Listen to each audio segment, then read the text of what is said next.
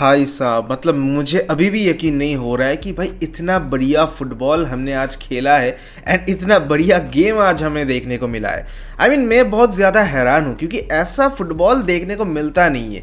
This was a peak Bundesliga भाई साहब and भाई बहुत ही क्रेजी गेम गया है ये बायर्न और लाइप्जिग का मैच।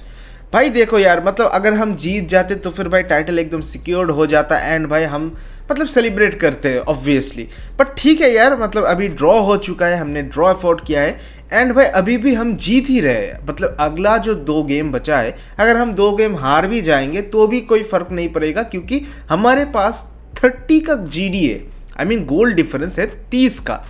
इसका मतलब यही बनता है कि अगले मैचेस में अगर लिवरकुशन जीत भी जाते हैं, हम हार भी जाते हैं, तब भी भाई लिवरकुशन को 30 गोल से भाई मतलब बाकी 3 गेम्स में 30 गोल मारना पड़ेगा और ये गोल डिफरेंस घटाना पड़ेगा, जो कि ऑलमोस्ट भाई ऑन पेपर तो इम्पॉसिबल है।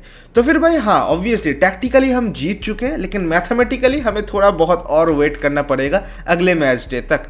तो फिर लेट्स होप कि भाई अगले मैच डे पे हम जीत जाए एंड भाई सबसे बेस्ट सिनारियो यही होने वाला है क्योंकि अगला जो मैच होने वाला है वो है अगेंस्ट ग्लैडबैच, और ग्लैडबैच आ रहा है हमारे होम पे खेलने। सो ऑब्वियसली भाई हमारे होम पे मैच है, हैरी केन खेलने वाला है एंड हमारे इतने सारे सपोर्टर्स के सामने, इतने सारे फैंस के सामने हमारे होम पे अगर हम जीत जाते तो फिर भाई बढ़िया और दुगनी सेलिब्रेशन होगी, जो कि भाई आइडियल सिचुएशन है। तो ऑब्वियसली भाई ये जो लाइप्जिग वाला गेम था एवे था एंड भाई इतने कम फैंस के सामने हैरी केन भी नहीं था, तो फिर आज अगर हम जीत जाते तो ऑब्वियसली भाई सेलिब्रेट करते, लेकिन उतना बढ़िया तरीके से होता नहीं। सो भाई जो कुछ भी होता है अच्छे के लिए होता है, तो यही बस मान के चलो। एंड भाई आज के इस मैच में जो कुछ भी हुआ है भाई बहुत कुछ हुआ है, बहुत कुछ बताने को है। सो ऑब्वियसली भाई किस तरीके से खेला है, किस तरीके का एटमॉस्फेयर था, किस तरीके से हमने परफॉर्मेंस डिलीवर की है, कौन कौन ने स्टेप अप की है, ऑफ कोर्स भाई इन सब को लेकर बात करेंगे। तो सबसे पहले देख लेते हैं कि आज का हमारा लाइनअप क्या था। तो ये था आज का हमारा लाइनअप। ऑल्दो भाई इधर फुटमॉप के वेबसाइट पे हमें एक 4-2-3-1 का फॉर्मेशन दिखा रहा है, ऑल्दो ये हमारा एक्चुअल फॉर्मेशन था नहीं, हम एक 4-4-2 के फॉर्मेशन पे खेल रहे थे एंड भाई Gnabry and Muller were the striker, मतलब ये दोनों ऊपर थे एंड भाई एक 4-4-2 का एक सेटअप हमारा बेसिक सेटअप हमारा था। एंड अगर तुम नोटिस करोगे तो फिर भाई पिछले कुछ मैच डेज से ही भाई ये 4-4-2 का फॉर्मेशन हम लेके खेल रहे हैं, जो कि भाई लास्ट मैच डे पे भाई बहुत ही तगड़ा परफॉर्मेंस हमने डिलीवर किया था क्योंकि भाई हैरी केन था उस टीम में एंड भाई ऑब्वियसली हैरी केन जिस तरीके से भाई ड्रॉप करता है एंड भाई मिडफील्ड में एक सुपीरियरिटी लाता है, भाई अपने विंगर्स के लिए चांसेस क्रिएट करता है, वो काम बहुत अच्छे तरीके से करते हैं जिसके वजह से भाई बहुत अच्छे तरीके से फंक्शन करता है हमारा टीम। लेकिन आज हैरी केन मिसिंग था एंड बहुत ज़्यादा मिस कर रहे थे हम उसे, एंड उसी वजह से मुझे लगता है कि कहीं ना कहीं से ये फॉर्मेशन सही से वर्क नहीं कर पा रहा था एंड इसी वजह से हम फर्स्ट हाफ में बहुत ज़्यादा स्ट्रगल कर रहे थे। तुम अगर हमारा फर्स्ट हाफ का परफॉर्मेंस देखो कि भाई अच्छा नहीं था भाई, one of the worst performances भाई ऑफ दिस सीजन। तो भाई ये फर्स्ट हाफ में ऐसा क्या हो गया एंड सेकंड हाफ में ऐसा क्या हो गया कि भाई हम इतना बढ़िया कमबैक करने लगे। तो फिर भाई वो समझने के लिए आपको पहले समझना पड़ेगा कि केन का प्रेजेंस और ये जो 4-4-2 का सिस्टम है इसको कैसे हम यूटिलाइज करते हैं। देखो केन को तुम अक्सर देखो कि भाई बंदा ड्रॉप करता है, डीप ड्रॉप करता है एंड भाई हमारे मिडफील्ड से भाई वो जो क्रिएटिव प्लेमेकर वाला जो वैकेंट स्पेस है वो जो मुसियाला करता है, डेफिनेटली वो अभी प्रेजेंट नहीं है, तो फिर वो काम जनरली भाई हैरी केन करता है एंड भाई अपने विंगर्स को भाई पुश करते हैं और उनसे भाई अटैक कर रहे थे। तो ऑब्वियसली आज वो सिचुएशन था नहीं, ग्नैब्री बोलो एंड मूलर बोलो इन दोनों से भाई वो कॉम्प्लीमेंट्री जॉब भाई सही से काम नहीं कर रहा था। ऑब्वियसली मूलर अपना काम कर रहा था, ग्नैब्री भी थोड़ा बहुत अपना काम कर रहा था, लेकिन अपने बेस्ट नहीं दे पा रहे थे विद दिस फॉर्मेशन। एंड दूसरी चीज़ ये था कि भाई हमारा मिडफील्ड का pair I don't know why but Kimmich का बहुत ही खराब गेम जा रहा था इन दिस फर्स्ट हाफ। बाद में करेंगे, बट ये जो रेटिंग्स तुम्हें अभी दिखाई दे रहे ये आफ्टर 90 मिनट्स का है, तो ऑब्वियसली इस पे तुम जज मत करो। पहली बात तो ये है कि भाई हमारा जो फर्स्ट हाफ का मतलब परफॉर्मेंस था, उस फर्स्ट हाफ के बाद भाई माइकल ओलिसे का रेटिंग था 4.8 इतना खराब रेटिंग था। इवन किमिक का रेटिंग था 6.1 कुछ ऐसा, समथिंग लाइक दैट। तो फिर बहुत ही खराब रेटिंग था। मतलब तुम समझ सकते हो, इन सब रेटिंग से ही तुम समझ सकते हो कि भाई कितना खराब गया था फर्स्ट हाफ। लेकिन उधर से ये जो जर्नी हुआ है और ये जो अल्टीमेट रेटिंग्स आए हैं, तो फिर इससे तुम्हें समझना पड़ेगा कि भाई सेकेंड हाफ कितना बढ़िया खेला है। तो ऑब्वियसली रीज़न एक ही है भाई, वो जो चेंजेस हुआ है भाई सेकेंड हाफ में, जब कंपनी ने भाई किंग्सली कोमान को बुलाया, लियोन गोरेस्का को बुलाया, एंड भाई साचा बोये को उठाकर किमिक को एज ए राइट बैक खिला दिया, गोरेस्का को एज ए मिडफील्ड विथ भाई पाव्लोविच को उसके साथ बिठा दिया, एंड भाई किंग्सली कोमान को भाई उसके प्रेफर्ड पोजीशन लेफ्ट फ्लैंक पे खिलाया, एंड साने को एज ए राइट फ्लैंक। तो फिर भाई ये जो सेटअप था भाई बहुत बढ़िया तरीके से वर्क कर रहा था। तो ये मतलब तुम देखोगे, अक्सर तुमने शायद से नोटिस किया होगा कि भाई किमिक बहुत ज़्यादा फ्रीडम उसको मिल रहा था, वो राइट फ्लैंक पे बहुत ज़्यादा मूवमेंट कर रहा था, एंड ऊपर जाकर भाई क्रॉसेस पैम कर रहा था। इवन भाई ओलिसे के साथ लिंकअप प्ले भी करने की कोशिश कर रहा था। ओलिसे को बहुत ज़्यादा फ्रीडम मिल रहा था, जो कि भाई अंदर घुस रहा था, एंड किमिक भाई अवे जा रहा था। तो ये जो सिचुएशंस क्रिएट हो रहा था सेकेंड हाफ में, कॉन्स्टेंटली बार बार जिस तरीके से पुश कर रहा था किमिक, वो बहुत सही चीज़ हुआ था, एंड यही चेंज हमें ज़रूरत थी इस मैच में। आई मीन हमारा जो फर्स्ट हाफ का परफॉर्मेंस है सिर्फ और सिर्फ एक ऑन द टारगेट शॉट था। उसके बाद अगर तुम सेकंड हाफ के बाद अगर स्टैट्स देखोगे, स्टैट्स पे अगर थोड़ा बहुत नज़र डालोगे, तो फिर ये तुम देख सकते हो भाई हमने टोटल 6 शॉट्स ली है ऑन टारगेट। मतलब 5 शॉट्स हमने सेकंड हाफ में लिए, 1 शॉट्स हमने फर्स्ट हाफ में ली थी। तो फिर मतलब कितना डोमिनेंट थे हम सेकंड हाफ में, तुम्हें क्लियर एक आइडिया मिल रहा है। तो फिर ऑब्वियसली भाई 1.56 का एक XG था, जो कि ऑलमोस्ट हमने सेकंड हाफ में ही गेन की है, एंड भाई 3 गोल्स हमने स्कोर की है। तो फिर से भाई लाइनअप पे आते हैं, एंड भाई बात करते हैं इंडिविजुअल प्लेयर्स की। भाई उर्बिक का आज मैच बिल्कुल भी खराब गया है। ऑफकोर्स उर्बिक का जो पहला गोल उसने कंसीड किया है वो एक मिसकम्युनिकेशन था, मैं कहूँगा।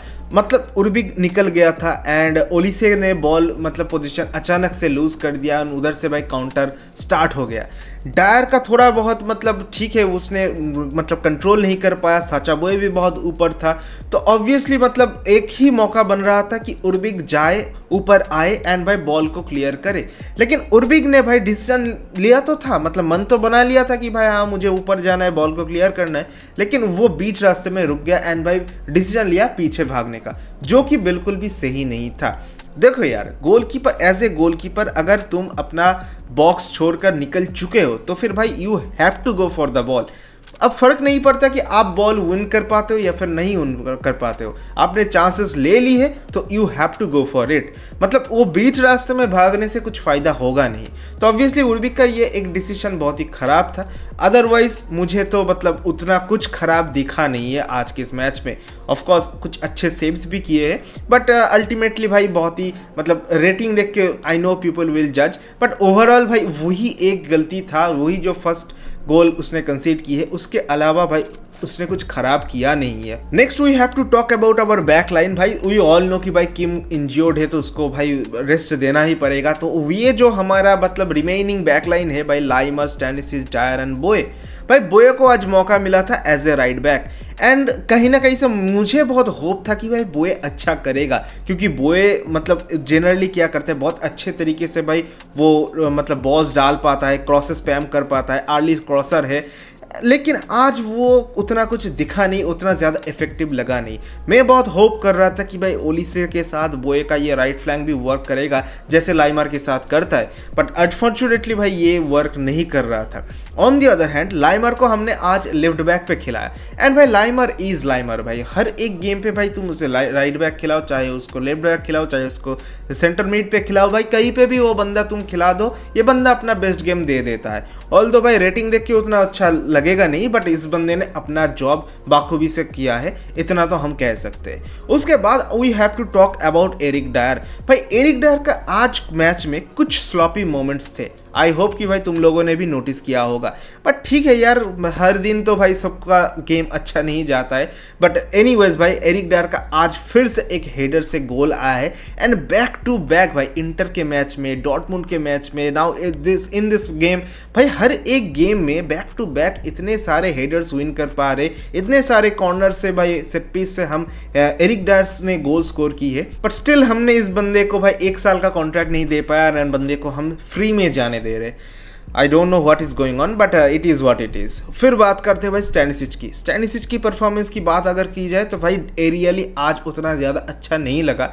बट ठीक है यार, और भी बेहतर होना चाहिए एंड धीरे धीरे और भी बेहतर होगा। कुछ गलतियां हुई है ऑफकोर्स, पहला हाफ के परफॉर्मेंस से मैं बिल्कुल भी खुश नहीं हूँ, लेकिन सेकंड हाफ के परफॉर्मेंस से मैं बहुत बहुत ज़्यादा खुश हूँ।